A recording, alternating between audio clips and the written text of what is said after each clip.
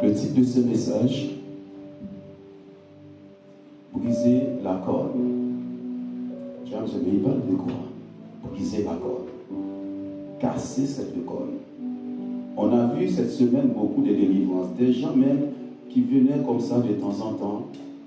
On a vu le dernier vendredi, cette dame. C'est elle-même qui m'a dit, Dieu m'a montré ça cette nuit, pasteur, prie. On a vu, on a prié ce qui s'est passé ici, par terre. Parce que cette personne était victime de la sorcellerie. On l'avait mis dans une chaudière. Pour les personnes qui étaient là vendredi. Ma soeur m'a dit, gloire à Dieu, tu n'as pas pu suivre tout ça, mais que quelque chose se passe. Amen. Que quelque chose se passe. Briser la corde. Depuis quelque temps, Dieu me donne un verset et qui se développe pas dans ma tête et je ne la prêche pas. Luc chapitre 10, verset 2. Il leur dit, la moisson est grande, mais il y a peu d'ouvriers. Priez donc le maître de la moisson d'envoyer des ouvriers dans sa moisson. Ça fait 3 semaines ou 2, ce verset dans ma tête. La moisson est grande, mais il y a peu d'ouvriers. Priez donc le maître de la moisson d'envoyer des ouvriers dans sa moisson. C'est que la moisson est déjà là. Mais il dit, il manque des ouvriers. Il me dit, et à un moment donné, il me dit, lis tout ce passage. En lisant le passage, tout le chapitre, j'ai vu que Jésus n'arrête pas d'opérer. Il va de lieu en lieu, il délivre les gens. Il prie pour les malades. Il prie, les gens sont délivrés, sont guéris. Mais arrivé à la fin, il dit, la moisson est grande, il y a peu d'ouvriers. Comment ça se fait qu'il y a peu d'ouvriers alors qu'il y a des gens qui le suivent? Il y a des disciples qui sont là. Est-ce que tu es occupé à autre chose ou aux choses de Dieu? Est-ce que tu es vraiment ouvrier? Ouvrier, c'est celui qui est humble, c'est celui qui sert les autres. Ou bien tu es dans la distraction, tu es dans les critiques qui empêchent les gens de travailler dans l'église de Dieu. Parce que si la moisson est grande, forcément Dieu va envoyer des cas. Nous prions pour que l'église soit remplie, qu'il y ait des choses. Est-ce que nous sommes prêts? Il y a un ennemi aussi qui a entendu ça. Il y a un ennemi qui a entendu ce que Dieu veut faire. Il y a un ennemi qui sait ce que Dieu veut faire dans ta vie. Mes frères et sœurs, entrons dans les choses spirituelles de Dieu. Il y a un ennemi aussi qui ne laisse pas les bras croisés. Il y a un ennemi aussi qui t'observe. Qui observe l'église, qui observe les pasteurs, qui observe les responsables de l'église. Il dit, pour que la moisson puisse venir, la seule chose qui va faire la différence, c'est ton cœur et l'amour de Dieu. Ce n'est pas dire que je ne casse pas les chaînes. Ce n'est pas dire que je ne suis pas violent dans la prière. Mais l'amour va me garder des pièges. Garde ton cœur plus que toute autre chose, car de lui viennent les sources de la vie. Et Dieu va me conduire dans beaucoup de choses. Pour que les gens ne puissent pas accueillir les gens, ne pas comprendre ce que Dieu va faire, Satan va nous diviser. C'est très subtil. La méchanceté va entrer en nous. C'est pourquoi il dit garde ton cœur. La méchanceté va entrer. Je peux toujours en lendemain salir Sephora, mais je ne sais pas. Et c'est subtil. Et pendant ce temps, la moisson va arriver. Dieu dit, dispose mon cœur pour accueillir. Voilà ce que tu dois faire. Est-ce que quelqu'un a déjà été voir la mamie là-bas? Comment ça va, mamie? Comment ça va? Discuter. Mais derrière ça, il y a une main qui travaille. Il y a une main qui travaille. Et on va casser cette main ce matin. Dis à quelqu'un, je vais casser cette main. Toute main invisible qui travaille contre cette église. Toute main invisible qui travaille contre mon ministère. Je vais casser cette main.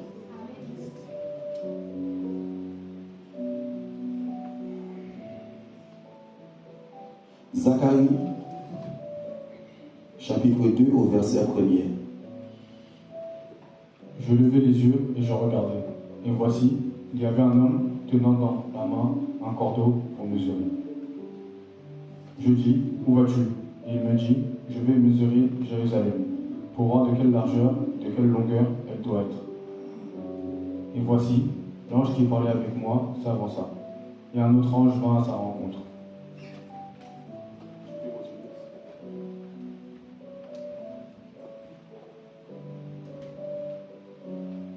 Il lui dit, cours, parle à ce jeune homme et dis, Jérusalem sera une ville ouverte, à cause de la multitude d'hommes et de bêtes qui seront au milieu d'elle. Je serai pour elle, dit l'Éternel, une muraille de feu tout autour, et je serai sa gloire au milieu d'elle. Fuyez, fuyez du pays du septentrion, dit l'Éternel, car je vous ai dispersés aux quatre vents des cieux, dit l'Éternel. Sauve-toi, Sion, toi qui habites chez la fille de Babylone. Car ainsi parle l'Éternel des armées. Après cela, viendra la gloire. Il m'a envoyé vers les nations qui vous ont dépouillés, car celui qui vous touche, touche la prunelle de son œil. Voici, je lève ma main contre elles, et elles seront la proie de ceux qui leur étaient assaillis. Pardon, il y a un verset que je ne trouve pas. Les quatre cornes qui ont dispersé Israël, est-ce que c'est après ou avant? C'est dans ces versets. Les quatre cornes. Vous saurez que l'Éternel des armées m'a envoyé.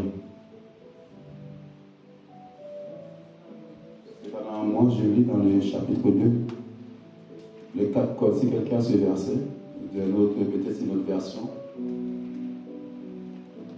Parce qu'il est avant là où tu as commencé, je crois. Peut-être que pour certains, c'est le chapitre 1er. 1,19. Zacharie 1,19.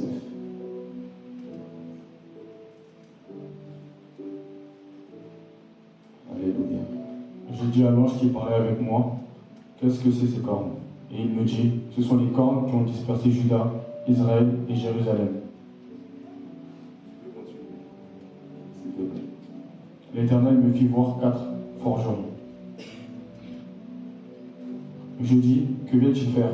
Et il dit, ce sont les cornes qui ont dispersé Juda, tellement que nul ne lève la tête. Ces forgerons sont venus pour les effrayer, et pour abattre les cornes des nations, qui ont levé la corne contre le pays de Juda, afin d'en disperser les habitants. Amen, on va s'arrêter là. On peut juste revenir au premier verset et dire les quatre cornes qui ont dispersé. Parfois, si tu ne cherches pas la face de Dieu pour savoir qu'est-ce qui se passe, que tu te donnes la solution, tu ne vas pas comprendre. Il y a quatre cornes qui sont venues pour disperser Israël, Juda, le peuple de Dieu, diviser le peuple. Qui parlait, qu'est-ce que ces cornes? Il dit, ce sont les cornes qui ont dispersé Juda, Israël et Jérusalem. Séparés, séparation, division, querelle, incompréhension, confusion, accusation. Mais il y a une corne qui est derrière ça. Il y a quelque chose qui a été travaillé dans le monde invisible. Regardez, quand on lisait le chapitre 2, il envoie un ange pour mesurer la largeur. On a parlé de la moisson. C'est-à-dire qu'il faut s'élargir. Un ange vient pour ça. Mais avant ça, il y a 4 cornes qu'il faut briser. Et ces cornes-là sont là pour disperser, pour diviser, pour créer des clans. Des clans, même on sent la méchanceté. Quelle que soit ton affinité avec un frère, une sœur, la première des choses qu'il doit y avoir, c'est la parole de Dieu. Il faut qu'il y ait quelqu'un qui dit non, voilà ce que la Bible dit par rapport à chaque situation dans ta vie, pour ne pas laisser la corne d'entrée, pour diviser, pour séparer. Il faut dire voilà ce qu'il est écrit. On ne doit pas se comporter comme ça. On ne doit pas faire les choses comme ça. Parce que c'est subtil quand les cornes viennent. Quand l'ennemi envoie les cornes, c'est pour séparer à telle forme. Si on n'est pas unis, on ne peut pas faire l'œuvre de Dieu. Une famille divisée ne peut pas être forte. Cette corne-là aussi vient diviser des familles. Vient diviser des amis. Parce que l'ennemi n'aime pas l'unité. Il n'aime pas l'union. On dit, chez nous, l'union fait la force. Il y a 4 cornes qu'on appelle les 4 points cardinaux L'ennemi s'est levé, il y a quelque chose qui a été travaillé dans le monde invisible. Du jour au lendemain, tu étais bien avec quelqu'un, tu ne veux plus voir cette personne. Tu n'as même plus envie de venir à l'église. Tu es en train de te disperser, de t'éloigner. Tu n'as plus envie de prier. Tu n'as plus envie de lire la Bible. Le désespoir vient, le découragement vient. Mais il y a une corne qui est là, qui est en train de t'éloigner de Dieu. De t'éloigner de la maison de Dieu. Il y a une corne. Elle te donne toutes les raisons possibles pour t'empêcher de venir à l'église. Il parle dans tes oreilles, il parle en toi, il te montre des signes, il te montre ça, il te montre ça. Il dit regarde le pasteur, regarde la sœur Nathalie, regarde Valérie, regarde la louange, regarde, il te donne des raisons pour te disperser. Et là tu abandonnes Dieu, tu abandonnes ton église, tu abandonnes la Bible, tu abandonnes la prière, alors que tu es là comme ouvrier à un travail que tu dois faire pour l'église. Pour l'œuvre de Dieu. La moisson est grande, c'est à ce moment-là les cornes viennent. Les disputes, les querelles, l'incompréhension, et tout détail devient. Est-ce que vous avez déjà l'impossible, tu as l'impression, dès que tu dis une parole quand ça ne va pas, eh bien, tu allumes un feu. Vous n'avez jamais vu ça? Il y a des moments, dès que tu parles, tu as l'impression tout est contre toi, tout ce que tu dis, ça fait des histoires. Tu n'as pas l'impression de ça des fois? Tu as envie de fuir. Une corne se levait. Et on s'assoit quelque part. On s'assoit, on commence à parler du pasteur. On s'assoit, on commence à parler des responsables. On s'assoit, on commence à parler des frères, des sœurs. La calomnie, la médisance, c'est la chose que Dieu n'aime pas. Seigneur, je te demande pardon. Puisque la première des choses que tu nous as dit le premier jour, préparons nos cœurs. Tu résistes aux orgueilleux, tu fais grâce aux hommes. La première des choses avant d'entrer dans ce temps de prière, c'est ça que Dieu nous a dit. Et Dieu m'a dit par ce message, il y a une forme de mort qui arrive par ces 4 cornes qu'on ne voit pas, mais qui sont subtiles, très cachées et très méchants. Je critique mon frère, je hais mon frère, je hais ma soeur.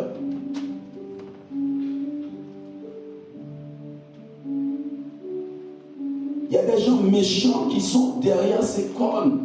Des gens méchants. Des sorciers, des sorcières. C'est le temps de la moisson. Dans la famille, cette personne, c'est le temps où on sent qu'elle va se marier. C'est le temps qu'elle va entrer en possession des choses. Et c'est là où on envoie ça. On envoie les disputes. Tu n'as plus envie de voir ton père. Tu n'as plus envie de voir ta mère. Tu n'as plus envie de voir ton frère. Tu n'as plus envie de les voir. Mais on dit, qu'est-ce qui arrive à cette personne? Qu'est-ce qui se passe? Je ne te connais pas comme ça. Qu'est-ce qu'il y a? Il y a des mains derrière ça. Mais je te dis une chose, quelle que soit la main qui est derrière ça, qui vient se cacher auprès de toi, qui vient se cacher même dans l'église, sera frappée aujourd'hui au nom de Jésus-Christ. Je vais vous relater l'histoire. Dans 1 Roi chapitre 2, verset 28. Parce que Satan a ses cornes, Dieu aussi a ses cornes. Et les cornes symbolisent les sacrifices. Et Jésus a fait le sacrifice le plus parfait. Son sacrifice est plus fort que tout autre sacrifice au monde. Quel que soit le sacrifice qui a été fait contre toi, contre l'Église, nous disons ce matin que le sang de Jésus-Christ est plus fort, est plus puissant. Aucun sacrifice ne peut égaler le sacrifice de Jésus-Christ. Le brillant parvint à Joab, qui avait suivi le parti d'Adonijah, quoiqu'il n'eût pas suivi le parti d'Absalom. Et Joab se réfugia vers la tente de l'Éternel. Il saisit les cornes de l'autel. Ah, là c'est un traître.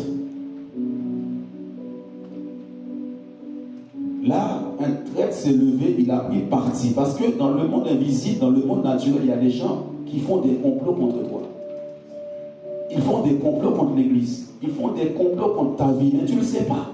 Ils se réunissent contre toi. La langue, on va le voir, est puissante si tu ne fais pas attention à ça. Tu dois être une femme, un homme avisé. Quand tu sens ainsi, réfugie-toi, demande à Dieu qu'est-ce qui se passe là. Je sens quelque chose, papa. Qu'est-ce qui se passe? Tu sens le bruit autour de toi. Et là, Salomon a commencé à comprendre.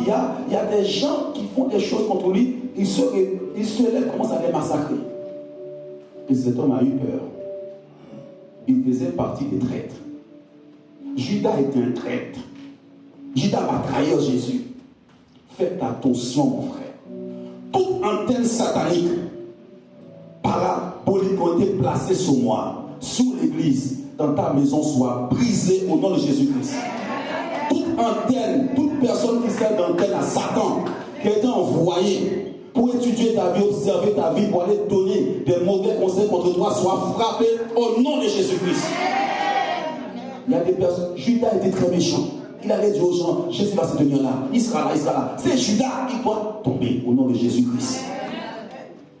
Et on l'a attrapé. Il se cache. Il vient se cacher même dans l'église. Le sorcier vient se cacher dans l'église. Il dit, si je vais vers les cônes de l'autel, il y aura la miséricorde. C'est pour ça qu'il tient, regarde, il saisit les cônes de l'autel. Le bruit en parvient à Joram. Vous savez, Salomon est roi, il sait qu'il va être massacré. Il y a des moments où ta prière est tellement forte. Il dit, si on ne vient pas se cacher vers l'autel, on va dire, pitié, les chrétiens sont gentils, ils vont rien faire. Je vais te frapper au nom de Jésus-Christ. Au nom de Jésus-Christ. Qui avait suivi le parti d'Adonijah, il y a des partis. Il y a des partis se réunissent contre toi. On doit les détruire. Par la jalousie. Par la jalousie. La jalousie est terrible, mon frère. Alléluia. La Bible dit Caïn est jaloux de son frère.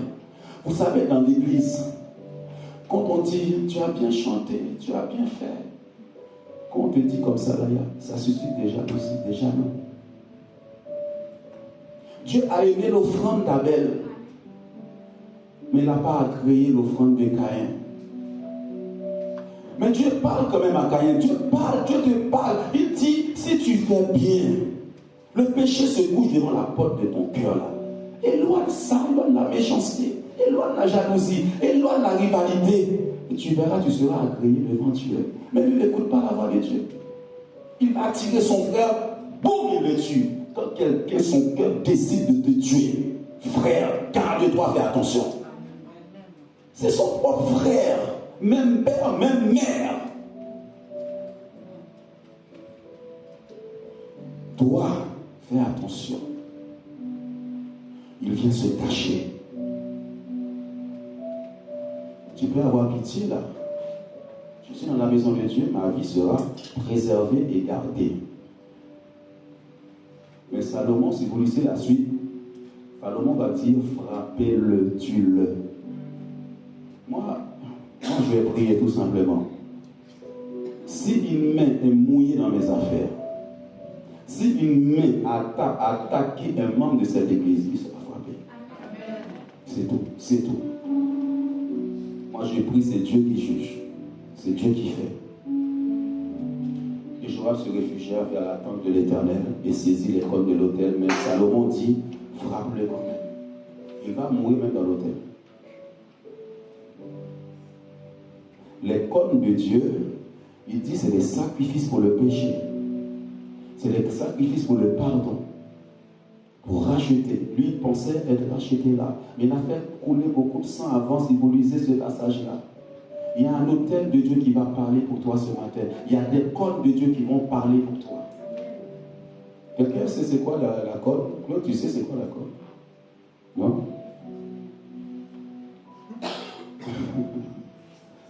Alléluia.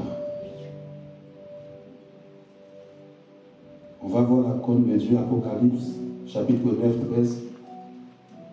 Ensuite, on va entrer dans d'autres détails, on va prier tout à l'heure.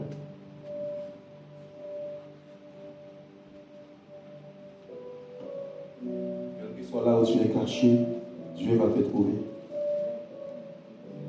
Le sixième ange sonna de la trompette, et j'entendis une voix venant des 4 cornes de l'autel d'or qui est devant Dieu. Il y a 4 cornes aussi là-haut. Les 4 vents de l'Éternel vont souffler. Parce qu'il y a un sacrifice qui a été fait. Les 4 vents de l'Éternel vont souffler. Les 4 cornes de l'Éternel vont souffler aussi contre toute corne satanique. Le 6e ange sonna de la trompette et j'ai entendu une voix venant des 4 cônes de l'autel d'or qui est devant Dieu. Et cet homme est venu se réfugier sur l'autel de Jésus-Christ. La miséricorde, aie pitié. Mais dans ces cas-là, va voir Salomon. Je t'ai fait du mal, Salomon. Je n'ai pas dû, je me suis trompé. Tu as fait du mal à cette église. Viens, confesse, dis Seigneur, j'ai fait du mal à cette église. Tu as fait du mal à un frère, une soeur, tu as comploté, tu as voulu déstabiliser cette personne. Il y a un temps, tu peux te repentir, tu peux revenir, dire à cette personne, je te fais du mal, j'ai parlé, j'ai dit des choses qu'il ne fallait pas dire sur toi, j'ai détruit ta vie. Là, tu peux t'échapper. Mais ce n'est pas tenir la corne de l'autel. Attention à ça. Et j'ai dit, la première attaque maintenant de mort, on l'envoie contre l'église. On se déchire. On se déteste. Vous savez, il y a quelque chose que Dieu m'a toujours mis à cœur, que j'ai vu dans les actes des apôtres, c'est le partage. Le partage ensemble, manger ensemble, partager ensemble. C'était ça la force de l'église primitive. Et Satan va attaquer ça. Tout ce qui est bon qui vient de Dieu, Satan l'attaque. Il n'aime pas qu'on se réunisse. Il n'aime pas qu'on soit bien, qu'on ait la paix. Ils n'aiment pas ça. Ils n'aiment pas qu'une famille se réunisse. Je parlais tout dernièrement avec la sœur Sylvie et puis le frère qui n'est pas là ce matin, Cédric, et sa fille Doriane qui n'est pas là ce matin. Je disais, s'il y a quelque chose que Satan ne veut pas, c'est que les frères et sœurs s'entendent, qu'ils soient ensemble, partager un repas. Et j'ai pris l'exemple de 2 sœurs dans l'église. C'est une chose qui m'a un peu étonné quand je les ai connues dans l'église, quand l'église a commencé. La sœur Nathalie, la sœur Sylvia, on en a parlé, hein, avec la sœur Sylvie dernièrement dimanche.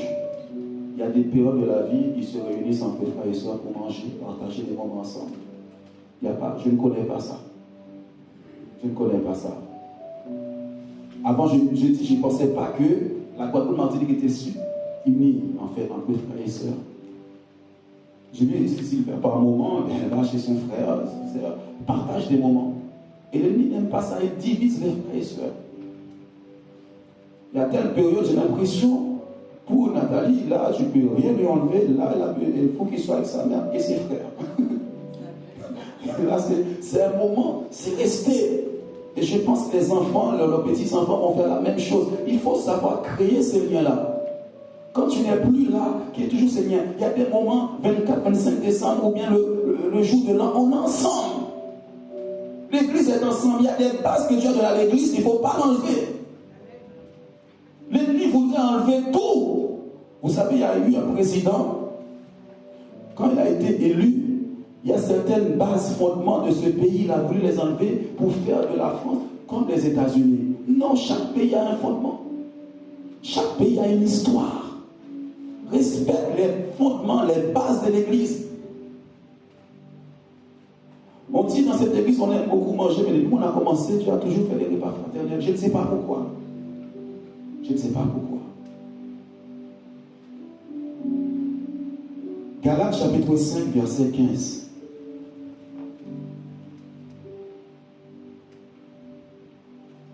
Car toute la loi est accomplie dans une seule parole, dans celle-ci.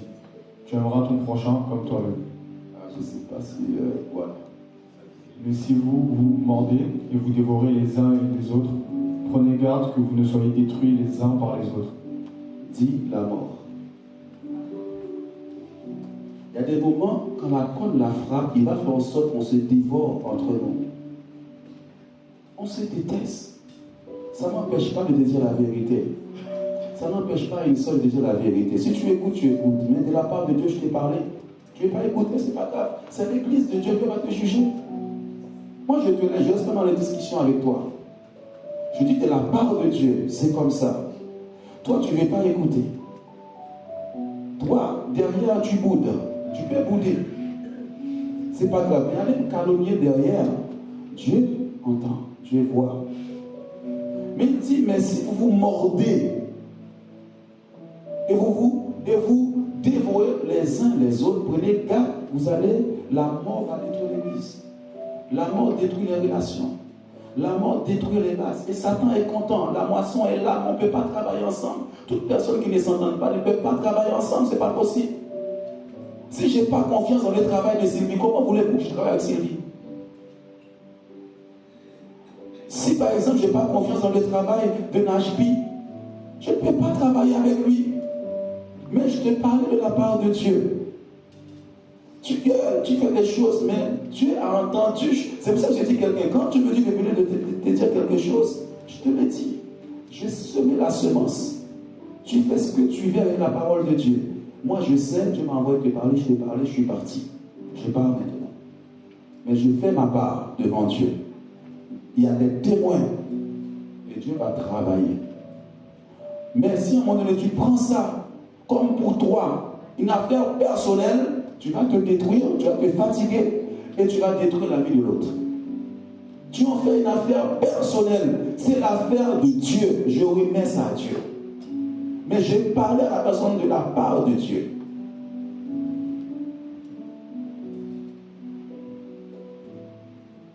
Faites attention, si vous vous mordez, tu mords ton frère, ta soeur.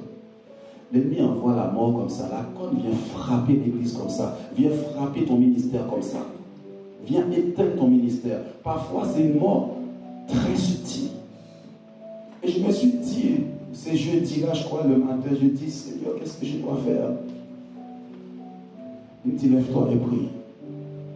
Lève-toi et prie. Ne laisse pas ça entrer dans l'église. Ne laisse pas ça. La moisson est grande, Jean, mais j'ai besoin que les gens soient disposés.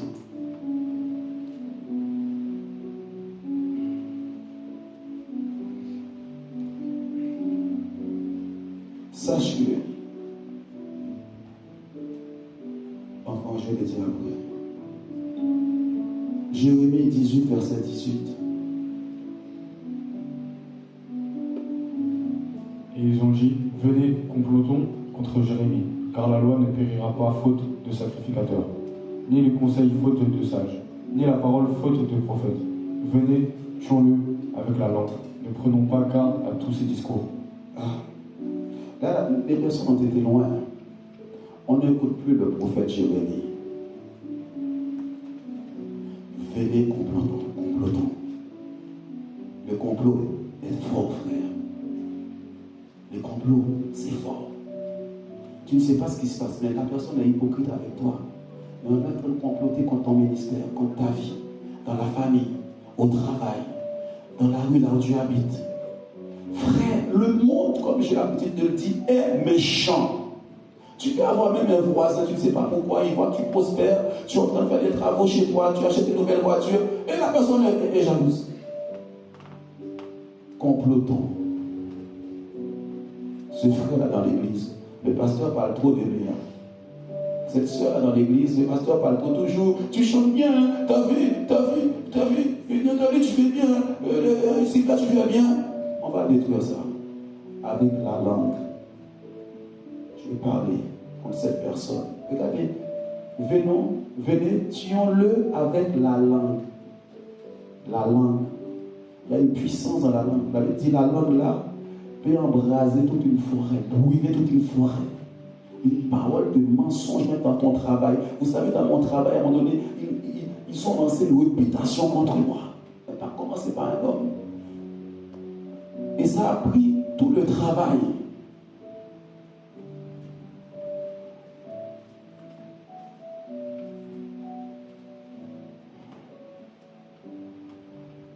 Car la loi ne payera pas faute de sacrificateur. Même si on fait ça aujourd'hui, Dieu va pardonner. Dieu va pardonner, comprends-toi. Dieu te répond plusieurs fois et Dieu a répété Caïn. Caïn tue son frère quand même. Et le moment Dieu te dit arrête ça. Arrête.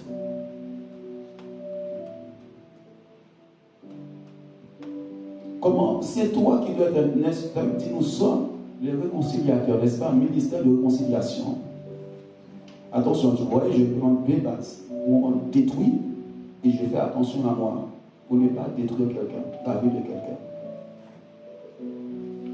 Ni la parole faute du prophète. Il y aura un autre genre, il y aura un autre pasteur, ne t'inquiète pas. Il y aura Il y a des rôles que Dieu a confiés à quelqu'un dans l'église. Faites attention à ça. Dieu a placé une personne à telle place. Fais attention à ça. Dieu t'a placé dans ton travail à telle place. Garde cette place. Contre vents et marées. Garde-la. Et ceux qui se lèvent là, lève dans la prière. La vie chrétienne, ce n'est pas croiser les bras. La vie chrétienne, ce sont les violents qui s'emparent du royaume de Dieu. On vient prendre ce que tu as, tu restes tranquille. Bon, l'Éternel a donné la réplique, que son nom soit béni. Amen. Mais va enseigner Job. Job, tu ne savais pas ça? Job, tu ne sais pas ce qui s'est passé, Job, tu sais que tes enfants sont morts parce qu'on les a frappés. Job, après on accuse Dieu. Sache que, comme quelqu'un commence à t'accuser, la Bible dit c'est le serpent l'accusateur des frères et sœurs. Quand tu vois des gens commencent à t'accuser, attends-toi à la mort. Après accusation, quand on accuse quelqu'un, on l'appelle au tribunal. Ensuite, condamnation. On te condamne, parfois même tu n'as rien fait. Quand quelqu'un commence à t'accuser, ils ont commencé à accuser Jésus. Sans cause. Jésus dit, ils m'ont haï sans cause, je n'ai rien fait. Il l'accuse. Quand tu vois dans l'église, on t'accuse, sache que la mort va venir, la mort de ce ministère va venir. Ta mort va venir. Dans la famille, on t'accuse. Tu sens que c'est pas vrai. Réfléchis-toi en Dieu. Comprends, c'est quand plus que tu parles, ça va encore susciter plus de problèmes. Plus que tu te défends, ça va susciter encore plus de problèmes. Rentre en prière. Brisez cette corne. Elle est placée quelque part. La corne qui divise les frères et sœurs. Il n'y avait pas ça dans ta famille. Pourquoi aujourd'hui les gens ne s'entendent plus? Pourquoi aujourd'hui, entre ton frère et ta soeur, vous ne pouvez pas vous asseoir et parler? Il y a une corne qui s'est levée. C'est le temps parfois où on doit s'unir. C'est là l'ennemi vient diviser. La Bible dit, il a vu 4 cornes. Vous voyez, il y a l'ange qui est venu mesurer pour voir de quelle longueur, de quelle largeur sera l'église, ton ministère. Et les cornes, Satan il n'est pas bête. La Bible dit, il s'appelle le malin. Il est subtil, tu ne le vois pas venir. Mais il faut qu'il se saisisse de quelqu'un. Une langue qui ne sait pas tenir sa langue. Une langue, tout ce qu'il entend, il répète, il dit. Une langue qui va parler, tu sais, il a dit ça. Judas allait, tu sais, aujourd'hui il a prêché ça. L'antenne va parler. Jean a prêché ça aujourd'hui. Il a prêché la chaudière. Il a parlé de la sorcellerie. Il a cassé. Mais tu ne vas pas venir te réfugier devant la corde. Au nom de Jésus-Christ. Il y a une antenne. La personne, des fois, ils ont envoyé une flèche. Il vient t'écouter pour voir comment tu réagis. Et toi, tu dis, j'en ai marre de Dieu. J'en ai marre avec tout ce qu'ils m'ont fait. Ah, on l'a atteint. Hein? Ah, il a atteint, il est par terre. Va lui donner un coup encore. Poum. J'ai entendu, ils ont dit ça sur toi. Pas, tu es mort par terre. Mais tu ne sais pas que c'est une ruse. C'est pas que c'est un piège. Il y a des moments où il faut savoir se garder. Parce que, je vais te dire une chose. Quand les gens complotent, tu le sens. Tu sens, tu sens la personne, même quand elle te regarde, elle n'est pas normale. La personne a parlé. Regardez sur une personne quand il a parlé sur toi. Quand tu vois cette personne, parce que déjà chez toi, tu le sens, elle n'est pas normale dans ta présence. Elle fuit ton regard. Regarde-moi.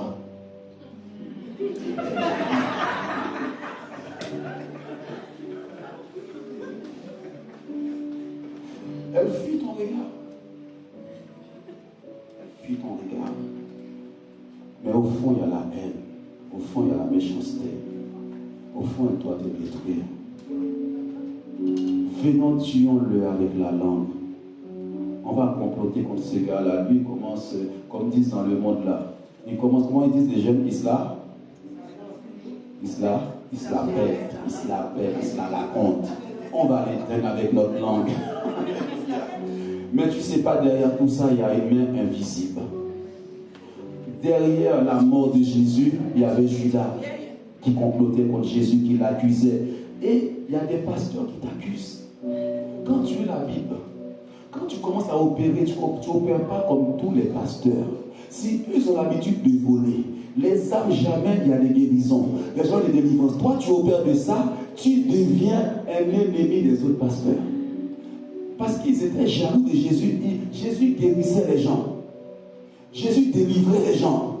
Les pharisiens, les scribes n'ont jamais fait ça. Ils ont dit, il ne fait pas comme nous, il doit mourir.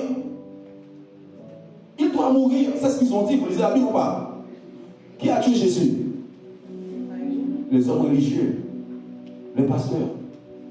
Si tu n'es pas intelligent dans le monde là, toi, tu es tout le temps avec des pasteurs. Tout le temps, tout le temps, tout le temps. Il faut qu'on me voit avec un pasteur. Tu sais quel Dieu il sert? Tu l'écoutes toute ta journée. Tu es sur Internet. Pasteur, pasteur. Tout le monde n'est pas pasteur. Ce sont les pharisiens soi-disant qui ont la loi, les scribes qui ont tué Jésus. Et Dieu dit, sois prudent, rentre pas n'importe où comme ça. Rentre pas n'importe où comme ça. Le pasteur de cette église, j'étais dans cette église. J'ai senti la présence de Dieu. J'étais dans cette église, j'étais malade. Vous savez, au tout début de cette église, on était dans une maison, on était peut-être 7 ou 8. Il y a une dame qui a quitté son église, qui est venue, il avait un problème au genou. J'ai prié avec cette dame, avec Valérie, elle a été guérie. Elle a été dire ça à son pasteur. Un autre pasteur qui a collaboré avec ce pasteur-là, j'étais au marché de Garges. Il m'a appelé. Il m'a dit, Jean, le pasteur a fait un séminaire contre toi. À l'époque, nous on était dans une maison, il a dit aux gens, il ne faut jamais aller dans une église de maison. Une église de maison, c'est le pasteur qui m'a dit ça. J'étais au marché. Combinaison contre cette œuvre-là, combinaison, complot contre nous. Pourtant on est à peine 7 ou 8. Juste une guérison. Jésus, quand il opère des guérisons là, ils ne sont pas contents. Il dit ça vient de Satan. Il dit cet homme n'opère pas comme nous. Tu dois être sensé. Quand tu viens de Dieu, sache que même les pasteurs vont te combattre. Il est pas là, Christopher. Najbi. Sache que tout ça t'attend dehors. Tout ça t'attend. Tu vas dire, homme de Dieu. Non, frère. Saül, c'est Dieu qui a consacré Saül comme roi. Mais il a vu le petit David venir, il est devenu jaloux. Il voulait le tuer. Il faut que Dieu te secoue. Il faut que Dieu te révèle la mort subtile et cachée. Saül voulait vraiment le tuer avec son épée. Mais toi, ces attaques subtiles, regardez, pour finir, Psaume 56, verset 6.